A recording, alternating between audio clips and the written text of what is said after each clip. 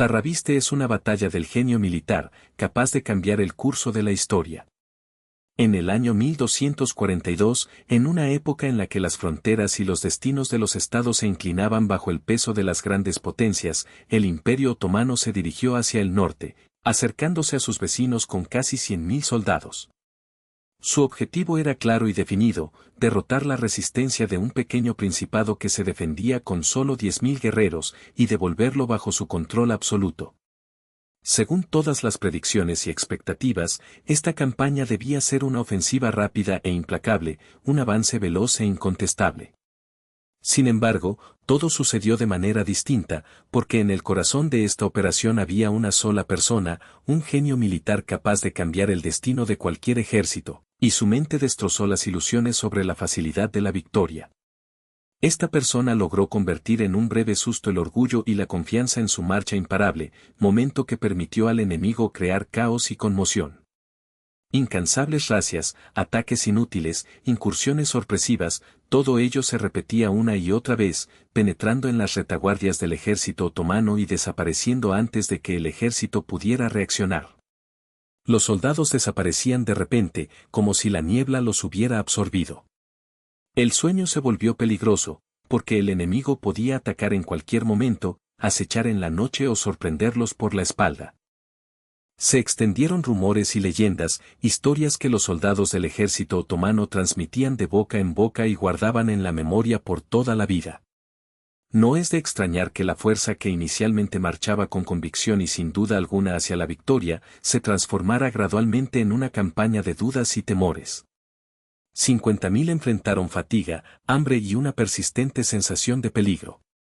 La guerra ya no se podía reducir solo a números y estrategias, se convirtió en una lucha psicológica, donde el miedo y la inseguridad comenzaron a jugar un papel principal. Y en eco del miedo que alcanzaba a la población, comenzaron a surgir leyendas que serían transmitidas por muchos años, incluso por siglos. En este enfrentamiento, que empezó como una marcha rápida y victoriosa, pronto se empezó a notar otro escenario: la infantería y la caballería, dirigidas por los generales, comenzaron a llenarse de dudas, cansancio y miedo, y su confianza empezaba a filtrarse a través de las grietas. Para el momento en 1262, cuando en ese mismo año, en ese preciso momento, el equilibrio de fuerzas en Europa Central ya había perdido toda incertidumbre. El Imperio Otomano ya se veía como una superpotencia inexpugnable y absoluta. Constantinopla, la capital, que una vez determinó el destino de toda la tierra cristiana, cayó hacía menos de 10 años, fue destruida, sus muros fueron devastados, y se convirtió en Estambul otomano. La ciudad, testigo de cientos de eventos, se convirtió en el centro de un nuevo mundo, un mundo en el que el sultán Mehmed II, un joven y brillante gobernante, con una determinación implacable y sin piedad, confiaba ciegamente en que la historia avanzaba en una sola dirección, hacia adelante, bajo su control. Desde Ain hasta los Balcanes, prácticamente toda la tierra de este a oeste parecía rendirse por partes, derrotada por la presión de la expansión otomana. Los reinos, que en otro tiempo se mantuvieron orgullosamente en pie, caían lentamente de rodillas, los príncipes comenzaban a negociar, y el tributo, que durante mucho tiempo se había retenido con modestia, empezó a fluir hacia el sur. La cuenca del río Danubio fue reevaluada, ya no era una barrera, sino una frontera que era conveniente ocultar tras pensamientos sobre una frontera que solo existía porque el sultán lo había permitido. Vaca, un pequeño y pobre principado al norte del Danubio, acorralado entre grandes potencias y vecinos hostiles, subsistía únicamente gracias a la permisividad de la autoridad suprema. Sus gobernantes no pretendían ganar guerras, simplemente sobrevivían, pagaban tributo, enviaban rehenes a Estambul y gobernaban con cautela, para no cometer un error casual que pudiera destruir toda su línea de autoridad. Esta frágil y casi equilibrada estructura existió por décadas, hasta que apareció Vlad Drácula, Vlad III. Vlad, quien consideraba el tributo no como garantía de supervivencia, sino como una capitulación lenta, criado a la sombra de la corte otomana, entendía desde hacía mucho y muy bien su poderosa fuerza, su rigor y sus métodos para alcanzarla. Veía que Vaca, donde gobernaba, nunca sería realmente protegida mientras permaneciera en manos de la paciencia de otro gobernante. Y, por ello, consciente de esto, Vlad decidió desafiar las reglas, se negó a pagar el tributo a tiempo, dejó de enviar rehenes e incluso atacó las posiciones otomanas al sur del Danubio. Sus razzias no fueron conquistas napoleónicas, más bien podrían interpretarse como un mensaje, una señal, un desafío. Vaca dejó de ser un satélite sumiso y para Mehmed II esto no solo fue una rebelión, sino una demostración abierta de desacato.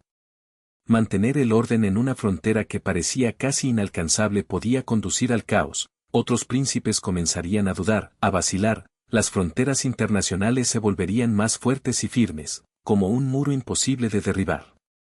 La ilusión de incontestabilidad, que en su momento fue uno de los mayores instrumentos del imperio, comenzó a agrietarse.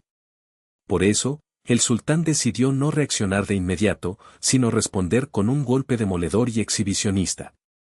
Durante meses se llevó a cabo una preparación a gran escala, se reunió una enorme y cuidadosamente planificada fuerza.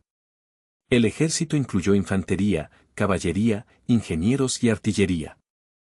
Era un ejército creado no solo para derrotar a Vlad, sino también para mostrar al mundo entero la fuerza e invulnerabilidad del Imperio Otomano. El ejército estaba listo no solo para destruir sus fortificaciones, sino que en el núcleo del plan estaban cañones capaces de nivelar cualquier fortaleza y castillo. La creación de flancos de abastecimiento para una avanzada profunda en el norte era una parte crucial del plan estratégico. Su organización era clara y meticulosa, cada operación logística estaba diseñada para garantizar el avance de las tropas sin paradas ni retrasos. En el centro de todo este sistema está la orden de eliminar a Vlad, cambiar el poder en la región, instalar a su leal gobernante y restaurar la antigua estructura de gobierno, probada por el tiempo. Así suelen resolver los problemas del imperio, buscando fortalecer el control y estabilizar la situación. Desde la perspectiva de Mehmed, el resultado de los acontecimientos ya puede considerarse decidido. Bakha no cuenta con fuerzas suficientes para resistir, no posee recursos ni armamento suficiente para hacer frente a la poderosa máquina militar que sigue a su paso. Tampoco tiene capacidad económica suficiente, los recursos del región no alcanzan para una guerra prolongada y agotadora. Y, lo más importante, Bakha además no es capaz de detener toda la embestida de las fuerzas completas del Imperio Otomano en un enfrentamiento directo. El plan de la campaña preveía originalmente un desenlace rápido y decidido, una operación casi rutinaria con mínimas pérdidas que terminaría en poco tiempo. Sin embargo, a Mehmed le resulta difícil prever completamente un detalle importante. Subestima la estrategia que prepara Vlad. Vlad no tiene intención de enfrentarse a un ejército otomano en igualdad de condiciones. Está preparando una defensa mucho más astuta y diferente. Mientras las tropas otomanas avanzan hacia el norte, Vlad comprende una verdad muy importante, no podrá enfrentarlos cara a cara ni una sola vez en combate abierto. La fuerza con la que avanza el ejército de Bakha no solo supera en número, sino que fue diseñada desde el principio para una guerra a gran escala y en abierta confrontación. Son decenas de miles de soldados armados, caballería pesada destinada a romper las formaciones de combate, infantería de élite capaz de mantener posiciones bajo el asalto del enemigo, cañones pesados capaces de destruir murallas de fortalezas, ingenieros, maestros en la destrucción de fortificaciones y ciudades, capaces de derribar muros y arrasar barrios enteros. Si Vlad elige el lugar de la batalla y reúne sus fuerzas en un solo gran punto, el resultado está predeterminado. Serán rodeados, destruyendo gradualmente la defensa. La artillería avanzará, y Bakha caerá en un día corto. Incluso si se refugian tras las murallas y bastiones, defender su tierra no servirá de nada, el enemigo podrá encontrar fácilmente los puntos débiles y destruirlos.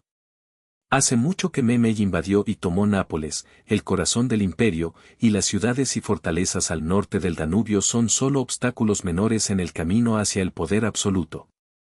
Por eso, Vlad se ve obligado a aceptar una verdad muy dolorosa, no podrá vencer usando fuerza y números. La única forma de ganar es mediante una guerra que no coincide con los métodos del enemigo, sino que le resulta ajena e inaceptable. Debe evitar confrontaciones directas con el ejército otomano, porque allí las probabilidades de victoria desaparecen. Por eso, su próxima estrategia se configura en torno a esta sensación: debe sobrevivir sin enfrentarse en una batalla abierta, preparando una defensa que prive al enemigo de la ventaja del combate frontal. Estas consideraciones influyen profundamente en sus acciones futuras. Hace algunas semanas antes de la llegada de las principales columnas otomanas, Vlad comenzó a modificar el paisaje y a preparar el terreno que las tropas extranjeras tendrían que atravesar. Prestó especial atención al estudio de las rutas que debían utilizar el ejército y los convoys de mercancías, caminos capaces de soportar maquinaria pesada, puentes que permitieran el paso de artillería, caminos que evitaban pantanos y bosques densos. Todas las rutas seleccionadas se limpiaron cuidadosamente, las localidades a lo largo de ellas fueron destruidas o evacuadas con anticipación. La población, familias y artesanos salieron no en pánico, sino bajo control, para no dar al enemigo la oportunidad de aprovechar sus hogares. Se llevaron con ellos todo lo más valioso que pudieron, dejando el resto, destruyéndolo o eligiéndolo para su destrucción. Los suministros de trigo fueron confiscados o quemados en el lugar para que los enemigos no pudieran utilizarlos para alimentar sus tropas. El ganado y las mascotas fueron sacados bajo la protección de guardias armados para que el enemigo no pudiera capturarlos ni destruirlos. Los molinos fueron volados para privar al enemigo de la posibilidad de hacer harina. Últimamente, también destruían los pozos para privar a la población local de agua. Algunos se llenaban de barro o cadáveres de animales, otros, siendo envenenados deliberadamente, convertían el agua potable en inaccesible para el enemigo y también para las propias personas. Los puentes en el camino del ejército también estaban dañados, pero no completamente destruidos. La maquinaria pesada debía cruzarlos de uno en uno, lentamente y con precaución. Cada cruce obligaba a la columna a hacer una pausa, a detenerse, a reevaluar y a reorganizarse. Y detrás de esto venía el cansancio. Un ejército agotado se vuelve descuidado, propenso a cometer errores y fallos. Al mismo tiempo, Vlad tomó una decisión drástica: dividir sus fuerzas para que no formaran un ejército grande y fuerte. Los combatientes fueron dispersados en pequeños destacamentos, generalmente de varias decenas de jinetes en cada uno, y se actuaba con depredación y sigilo, lo que complicaba la tarea del enemigo de convertirlos en un grupo poderoso y visible. Este enfoque, pensado inicialmente para una estrategia de largo plazo, permitía a Vlad evitar enfrentamientos directos y, al mismo tiempo, dificultar al máximo los planes del enemigo. Todo esto era una preparación gradual y un cálculo dirigido no a una derrota rápida, sino a la supervivencia y el agotamiento del adversario, con el fin último de alcanzar sus objetivos mediante la astucia y el sigilo, no en un campo de batalla abierto. Cada ejército actúa en aquellas tierras que conoce muy bien desde la infancia. En estos lugares, los bosques están tan densamente agrupados que el sonido no se propaga lejos, ocultando los movimientos del enemigo. Las colinas, a veces, parecen creadas precisamente para esconderse, incluso los grupos más pequeños se refugian allí. Los pantanos parecen impenetrables y tan duros que se podrían confundir con tierra firme hasta que se pisotean con peso, hundiéndote inmediatamente en una arena movediza. Todos estos territorios no están destinados a batallas heroicas, su misión no es mantener posiciones ni lograr victorias gloriosas. Su papel es más bien práctico: golpear solo cuando el resultado sea claro, cuando la fuga parezca la única salvación. Los enemigos, por ejemplo, exploradores del ejército otomano que avanzan, son fáciles de emboscar y mueren sin siquiera entender qué ocurrió. Los mensajeros que envían noticias entre las diferentes unidades nunca llegan a su destino, o los matan, o desaparecen sin dejar rastro, como si esta tierra llena de humo y difícil de atravesar los hubiera engullido. Los pequeños grupos huyen en dirección a los bosques o más allá del horizonte, desapareciendo de manera tan repentina como aparecieron. Su desaparición parece casi mágica. Por la noche, cuando oscurece, lentamente, pero con seguridad, se queman carretas con provisiones. No todas de golpe, no todas a la vez, sino una por una, aquí y allá. Esta destrucción constante y silenciosa crea la sensación de que el ejército nunca podrá sentirse completamente seguro. Estos ataques son rápidos y brutales, como un desastre natural inesperado. Imagina un destacamento desplazándose por un estrecho camino forestal, apenas un sendero, flechas de los arqueros a la izquierda y a la derecha los alcanzan en un instante. Los caballos relinchan, se cubren de polvo y sangre, y sus cascos golpean implacablemente la tierra podrida. La pelea dura solo segundos, y en cuanto refuerzos llegan al lugar del enfrentamiento, los enemigos desaparecen, como si se disolvieran en el aire. O toman prisioneros a algunos, mientras obligan a los demás a huir, como una sombra que desaparece tras el horizonte. Muchas veces, guiada por el hambre y la desesperación, una partida busca alimento en los campos. De repente, detrás de una pequeña loma aparecen enemigos, jinetes, como sombras, se asoman rápidamente y astutamente desde behind un pequeño montículo, armados.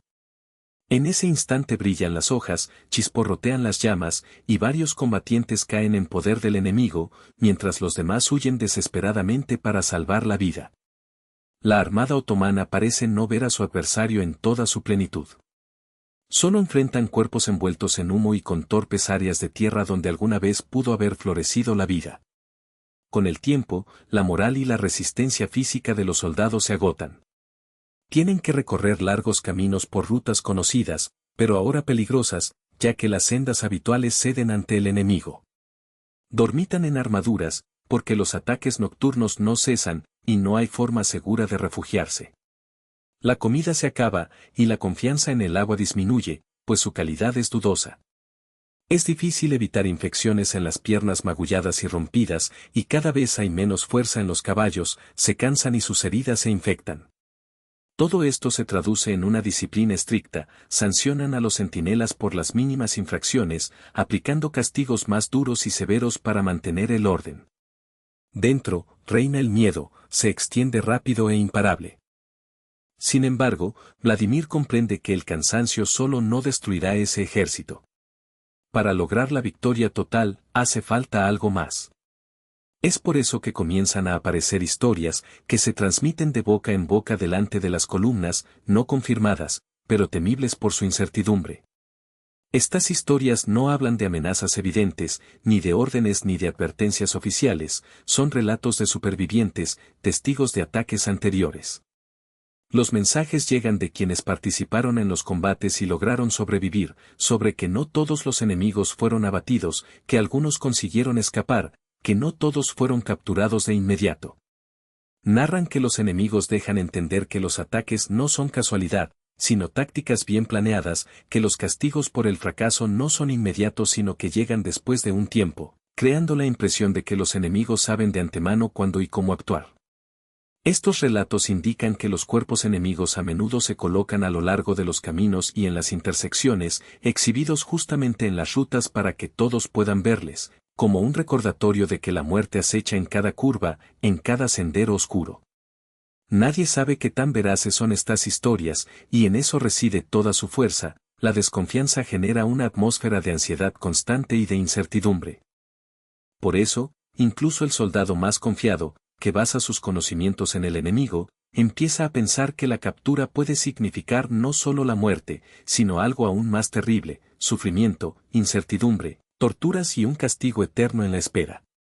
Esa idea no le da descanso ni de día ni de noche. Susurra en su oído cuando está de guardia, cuando bebe agua en el pozo, cuando se queda rezagado en la marcha. El miedo no grita, susurra en silencio, se introduce profundamente en el alma. Y cuanto más avanza el ejército otomano en las profundidades de Baquilla, más parece que la tierra a su alrededor está muerta. Las tropas enemigas dejan de detenerse para pelear, prefiriendo el sigilo y las tretas. Los fracasos y fallos comienzan a parecerle tan lejanos como el miedo mismo, allá en el horizonte, distante e indefinido. En estas circunstancias, Vladimir sigue vigilando cuidadosamente cada movimiento del enemigo. Sus exploradores estudian con atención los campamentos del ejército otomano al comienzo de su formación. Registran minuciosamente los cambios de guardia, siguen que parte de las tropas se relaja más rápidamente tras una larga marcha, observan donde la confianza reemplaza a la precaución y donde la arrogancia se vuelve astucia. Vladimir no planea una batalla grandiosa, su estrategia es vigilancia constante, recopilación de información y una determinación cautelosa del momento oportuno para lanzar un golpe decisivo. Él esperaba justamente ese momento. Se preparó para ello durante mucho tiempo, porque entendía que llegaba una hora especial, en la que se difumina la frontera imperceptible entre seguridad y peligro, entre calma y caos. Esa noche, cuando el cansancio, la rutina cotidiana y la angustia oculta se unen en una poderosa sensación, como si conspiraran para sorprender al enemigo por la espalda. En esos momentos, cuando desaparece la confianza en el mañana, incluso el ejército más fuerte y mejor preparado se vuelve vulnerable, susceptible de desplomarse ante la llegada de circunstancias imprevistas. Y ese momento se acercaba. Tras largos días de marcha, llenos de pruebas constantes, verificaciones sin fin y enfrentamientos agotadores, el ejército otomano finalmente hizo una pausa. Los soldados estaban agotados al máximo, sus cuerpos estaban exhaustos, los caballos flacos y el ánimo, por encima de todo, en su punto más tenso. Los hombres delgados y agotados, junto con los animales magros, buscaban un respiro. Y en ese momento, una orden resonó en el aire: montar el campamento. Los que dirigían esa maniobra sabían que era hora de establecer un lugar para descansar y recuperarse. Así, a lo largo de todo el amplio campo, surgieron largas filas de tiendas, alineadas de manera estricta y disciplinada. En el campamento, se encendieron las primeras luces, en algún lugar se oía el suave crepitar de las hogueras, y el olor a comida caliente salía de los calderos. Los soldados quitaban la armadura adquirida durante el día, liberando el cuerpo para relajarse un poco y sentirse un poco más ligeros. Por primera vez en muchos días, les parecía posible dormir sin temer despertarse por gritos horribles o un ataque sorpresa.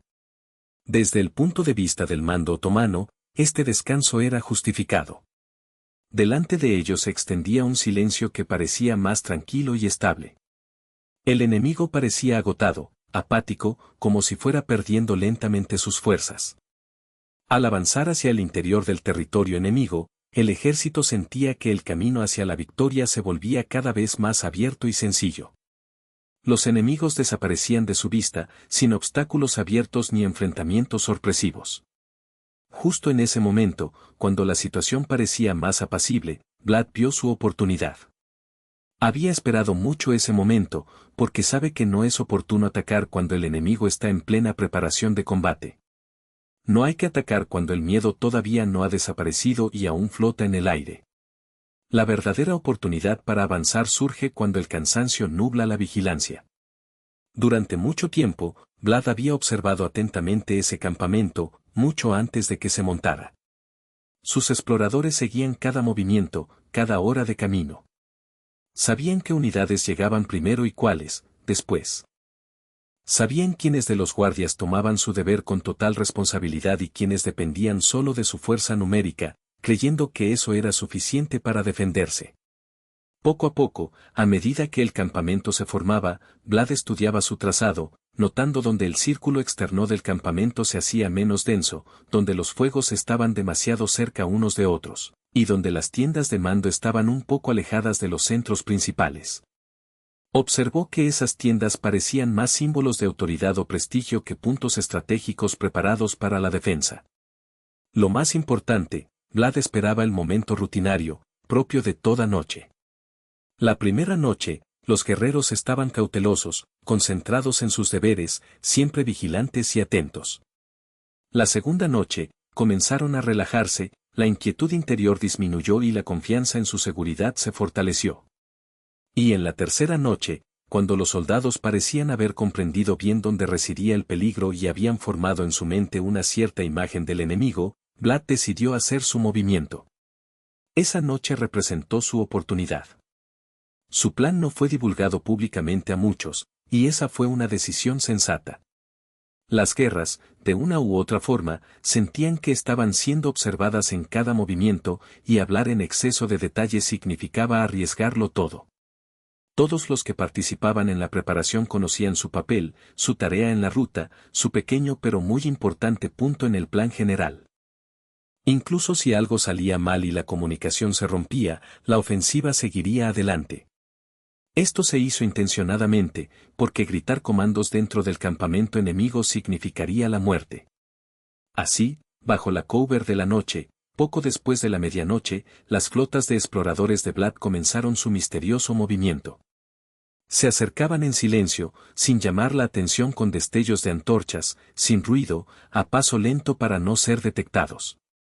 La ropa y el equipo, cosas tomadas de los heridos y robadas al enemigo anteriormente, ya que en esencia no se necesitaba camuflaje.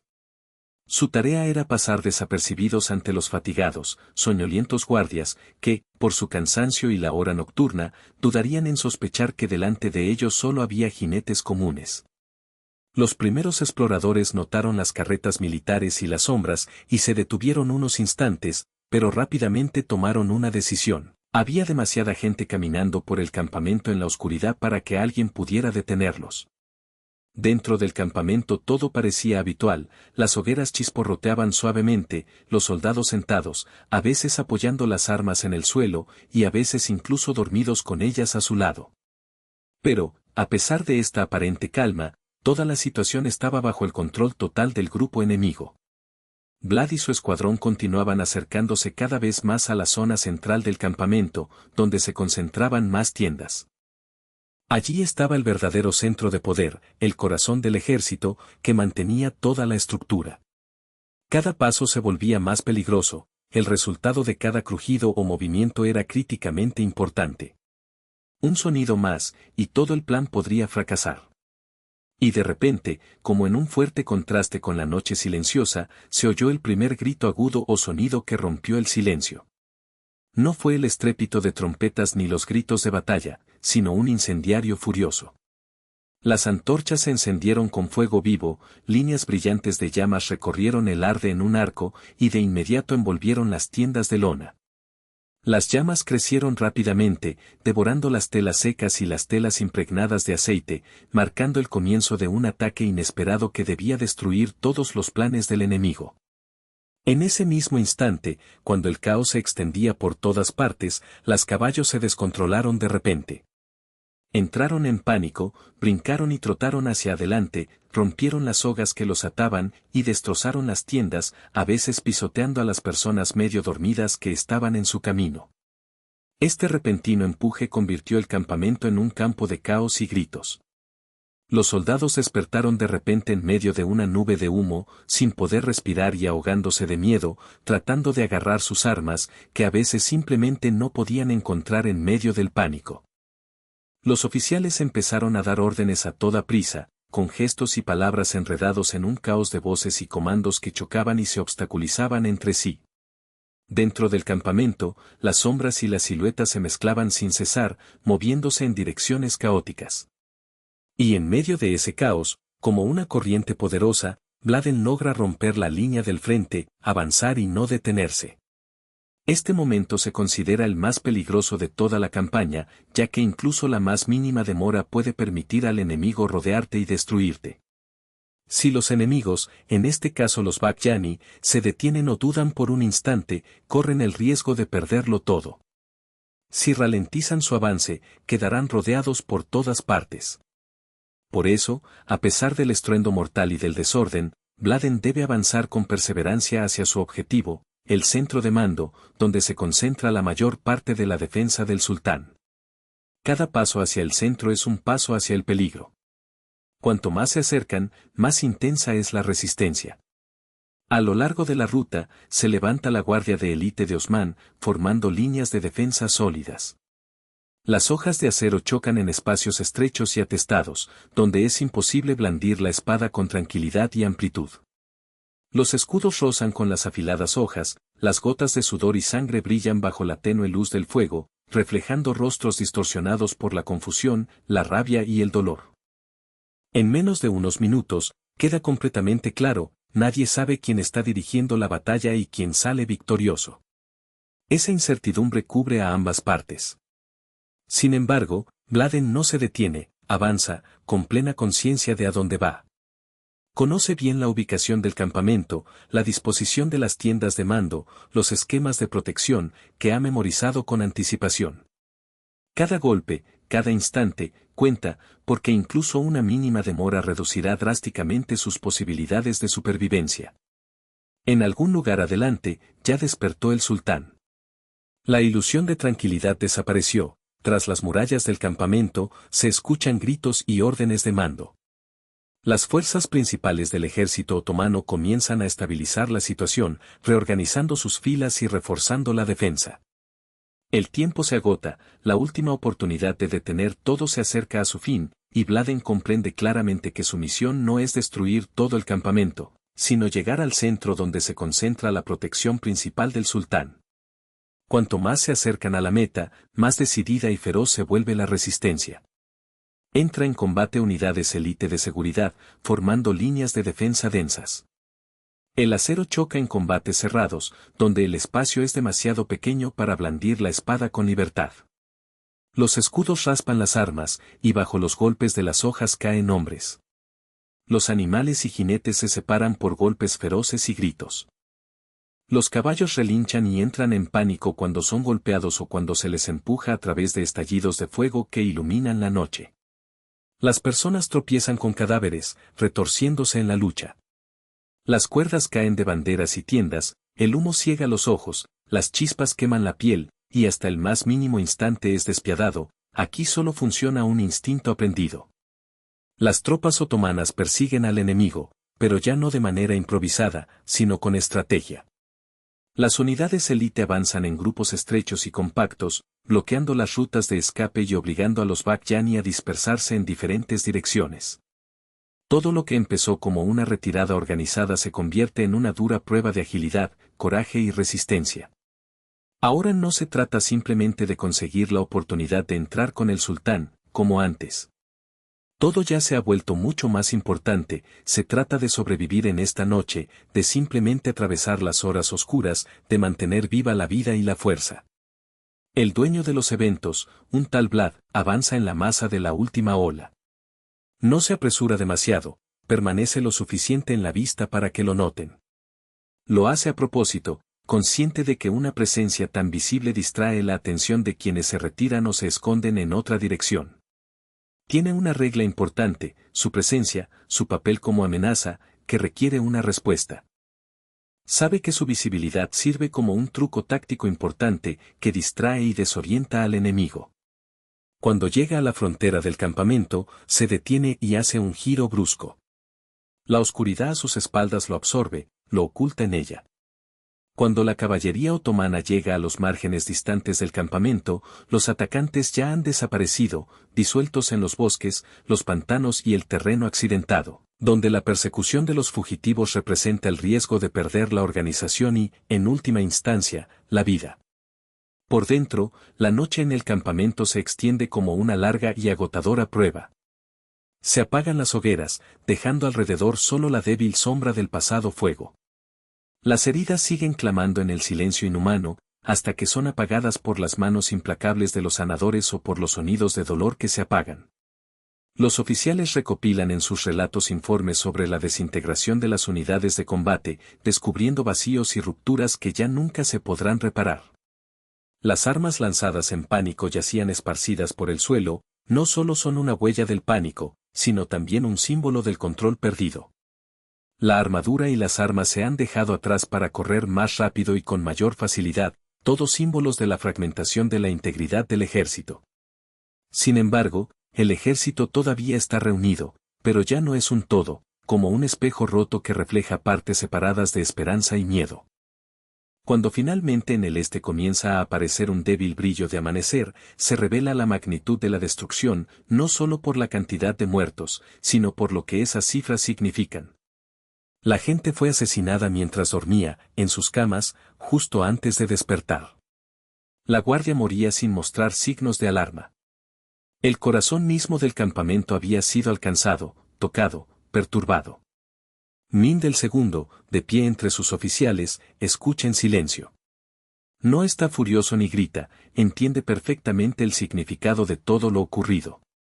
Sabe con certeza que esa incursión no fue un intento de destruir su ejército, que fue solo una advertencia, una señal de que ninguna distancia, ninguna línea fortificada, es una protección absoluta. Vlad mostró que nada está garantizado, que ninguna forma de combate, incluso la más confiable, está exenta de sorpresas.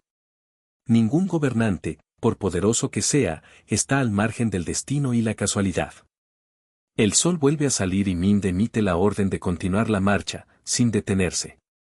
Sin embargo, en el interior de cada uno de los que avanzan ya reina otra atmósfera. El ejército sigue su camino, pero cada uno comprende que las fuerzas oscuras, previamente ocultas en la noche, ahora han tomado control de su conciencia. La oscuridad se convirtió en su nueva compañía, y Targovest solo estaba por delante, más peligroso e impredecible. Cuando llegó el amanecer, las movilizaciones continuaron a pesar del cansancio y la inquietud. Los oficiales obedecían las órdenes de manera impecable, la formación se mantenía y la disciplina se preservaba. A simple vista, el ejército otomano aún parecía imbatible, su potencia imponía miedo.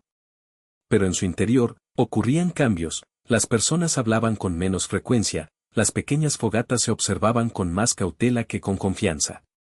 Los guerreros mayores ya no se sentaban relajados, sino que permanecían en guardia, observando atentamente los bordes oscuros de la tierra, sabían que el peligro podía aparecer en cualquier momento. Incluso a la luz del día, nadie permitía bromas, todos vivían en tensión, esperando la amenaza. El camino hacia Targovist era ahora tan corto que parecía, incluso, demasiado, difícil de creer que se acabaría pronto. Y en efecto, ya no se escuchaban desde lejos flechas o alaridos de jinetes, solo un silencio mortal que acentuaba aún más la sensación de urgencia y preparación inadecuada. El territorio parecía haber sido destruido a propósito, no había resistencia, ni signos de capitulación. Todo parecía despejado, como muerto, como si fuera un plan para quebrar la voluntad del enemigo, dejarlo indefenso y vacío por dentro. Ese vacío pesaba en las mentes y corazones de los que avanzaban, provocando la sensación de que allí no había nada vivo, solo un silencio ominoso de muerte. Cuando los primeros exploradores otomanos alcanzaron las afueras de la capital, ralentizaron sus espadas y caballos. Lo que veían adelante parecía inicialmente ilógico e inapropiado, y luego, poco a poco, se revelaba la verdadera esencia. Tras el camino que atravesaba los campos hacia Targovist, la tierra ya no estaba vacía. Allí, como emergiendo de la tierra, surgían postes de madera, cientos, y con el tiempo, miles. Y en cada uno de esos postes había un cuerpo de muerto. Los colocaron en fila, lentamente y sin prisa, no para tapar un agujero ni para un saqueo voraz, sino para convertirse en parte de una escenografía aterradora. Esos cadáveres fueron colocados intencionadamente, cuidadosamente, no por casualidad ni escondidos. Se extendían en largas líneas organizadas, justo frente al camino que debía atravesar el ejército otomano. Algunos estaban en armadura, otros en ropa sencilla. Algunos claramente eran guerreros, otros, claramente personas comunes sin relación con la guerra. Muchos habían muerto hace mucho tiempo, sus cuerpos oscurecían con el tiempo, congelados en posturas rígidas. Otros permanecían allí casi recientes, con señales evidentes de sufrimiento en sus formas muertas, mostrando claramente que la muerte los había tomado hace poco. No era un campo de batalla, era una demostración, dura y elaborada, para recordar que en esta zona no solo había guerra. La parada ante el peligro. Todo el ejército se paraliza en un instante, como por arte de magia, y los rumores sobre lo que sucede se propagan entre las filas más rápido que cualquier orden. Los soldados, al sentir la amenaza o una tensión increíble, comienzan a reducir sus pasos lentamente, y luego se detienen por completo, como si chocaran contra una pared invisible. Los jinetes, advertidos y sensibles a los olores, contienen su miedo y se detienen por completo, retrocediendo en un galope de agonía, como si no quisieran enfrentarse a la sustancia nociva que inhala el aire. Incluso los oficiales, acostumbrados a la disciplina en orden cerrado y a instrucciones claras, parecen haberse quedado paralizados, incapaces de articular palabras para describir lo que tienen ante sus ojos. Este momento no es producto del caos ni del desorden accidental, al contrario, es una manifestación de un orden que rige este instante. A su alrededor, hay control, está ahí, en cada momento. Min II, comandante supremo, avanza lentamente para comprobar por sí mismo lo que está ocurriendo. No aparta la vista, no se vuelve de espaldas ni intenta esconderse tras la espalda de sus subordinados. Desde el primer vistazo comprende, esto no es un intento de bloquear el camino o impedir el paso, es algo diferente. Delante de él hay una señal enviada por el enemigo, una pista de que con ese camino se puede continuar. Está consciente claramente de que tras la barrera hay tierra abierta, cuyas ondulaciones llevan a un lugar pacífico y espacioso en esa esquina del mapa. Por lo visto, los enemigos crean intencionalmente la ilusión de un obstáculo fácil de superar. En realidad, todo esto no es un obstáculo, sino una herramienta destinada a destruir el ritmo habitual de la batalla, a perturbar su lógica. Cada persona que avanza tiene que pasar entre los muertos, los cuerpos en el suelo, impregnados de sus olores a oscuridad mortal. Tiene que imaginarse en medio de ellos, inmóvil en el silencio, un simple objeto que ha desaparecido sin dejar rastro. Esta metáfora es una prueba para los soldados, un desafío a su imaginación y a su coraje. Por primera vez en toda la campaña, el ejército otomano siente que algo los observa, los evalúa y los juzga. Dentro de Targo Vista, nada les espera. La ciudad está vacía, como una casa tras la marcha del dueño. No hay defensores, ni habitantes, ni provisiones. La ciudad ha sido desmantelada siguiendo la misma lógica que las cercanías. Las reservas han sido destruidas o retiradas, los almacenes vaciados o desocupados, las calles permanecen tranquilas y desiertas, solo el viento mueve a veces las puertas y las rejas, creando una sensación de abandono. El centro de la capital se ha convertido en un cascarón vacío. A pesar de ello, Mind ordena ocupar la ciudad. Da la orden con confianza de la ocupación. Se izan banderas sobre la ciudad, se sitúan las unidades, toman sus posiciones. Pero no hay triunfo, ni vítores alegres o celebración alguna.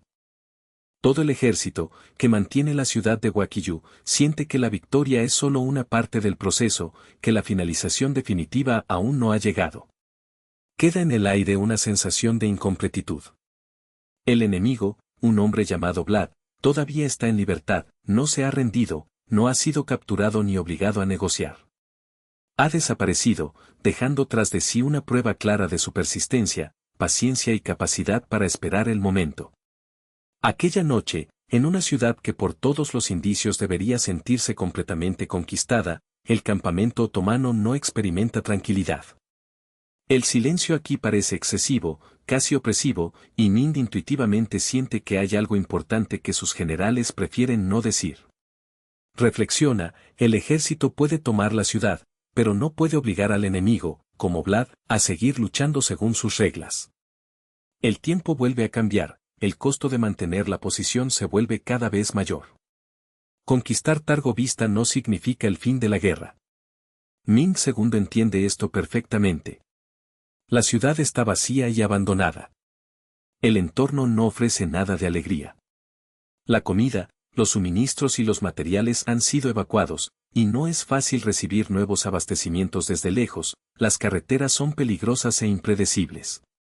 Cada noche, los bosques regresan, y cada oscuridad parece llena de ojos que observan. El imperio puede tomar la tierra, fortalecer sus posiciones, pero no puede garantizar la seguridad donde no hay plena confianza. Mind cuidadosamente sopsa próximos pasos. Cuanto más tiempo permanezca, mayor será el riesgo de hambre, enfermedades y desgaste gradual de las tropas. Avanzar más significa extender las fuerzas, ya agotadas por una campaña infinita que no se parece a una guerra convencional. Y Vlad todavía logra mantenerse en las sombras, no ha perdido la batalla, no ha rendido las armas y no se ve obligado a negociar. Continúa en un lugar fuera del alcance, con una población que le teme tanto como a los invasores musulmanes, por lo que ninguna de las partes está dispuesta a considerar un acto de traición. Para Mind, esto no sería una derrota clásica, sino más bien un estado complejo e impredecible, que no se puede llamar victoria. El objetivo principal de toda la campaña no era simplemente capturar la ciudad, era resolver de una vez por todas el problema, reemplazando a Vlad por un gobernante que se sometiera, pagara tributo y devolviera la estabilidad a la región del Danubio. Este resultado todavía está fuera de alcance. En tal situación, las decisiones tomadas son poco frecuentes y rara vez se anuncian públicamente, pero Mind II toma una de ellas, él se retira.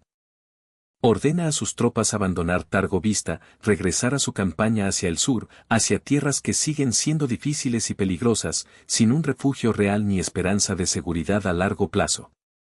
La campaña no concluye con una derrota, sino con el agotamiento de las fuerzas y la lección que nadie podrá olvidar. Vlad no lleva a cabo una lucha abierta, y en eso no hay necesidad. Su principal objetivo nunca fue destruir completamente el ejército otomano. Quería hacer que la ocupación fuera insoportable para demostrar que mantener Bakaya era imposible sin costos extraordinarios, que superan con creces el valor que ella tiene. En esto, obtiene su victoria. En los meses y años siguientes, su posición política se debilita gradualmente. Gana enemigos, pierde aliados y, con el tiempo, su poder no se somete a una lucha directa con el Imperio Otomano, sino a lealtades cambiantes y a la dura realidad de la lucha por las influencias regionales. En la historia, su destino no termina en paz, en calma y sin nubes, pero su nombre sigue dejando una huella en la memoria. Las noticias sobre su campaña se difunden por todo el continente europeo, y no se perciben como una historia de conquistas, sino como un ejemplo de resistencia llevada al límite. Es la historia de un gobernante que entendió que el miedo, una vez desencadenado, es capaz de detener incluso a un imperio poderoso, aunque solo por un tiempo. Para algunos, Vlad se convierte en un monstruo, para otros, en un defensor, y para muchos más, en una advertencia. Su figura atraviesa los siglos, convirtiéndose en un mito distorsionado, simplificado, desconectado de la tierra y de la guerra que lo engendraron. Pero en el año 12 del siglo XX, en Targovisti, no hubo nada de fantástico o mítico en lo que allí sucedió. Solo quedó un pequeño país, un gobernante cruel y un imperio que tuvo que admitir que el poder no siempre sigue una línea recta, sino que a veces vacila, se da la vuelta y, en última instancia, recuerda un camino que ya nunca recorrerá igual que antes.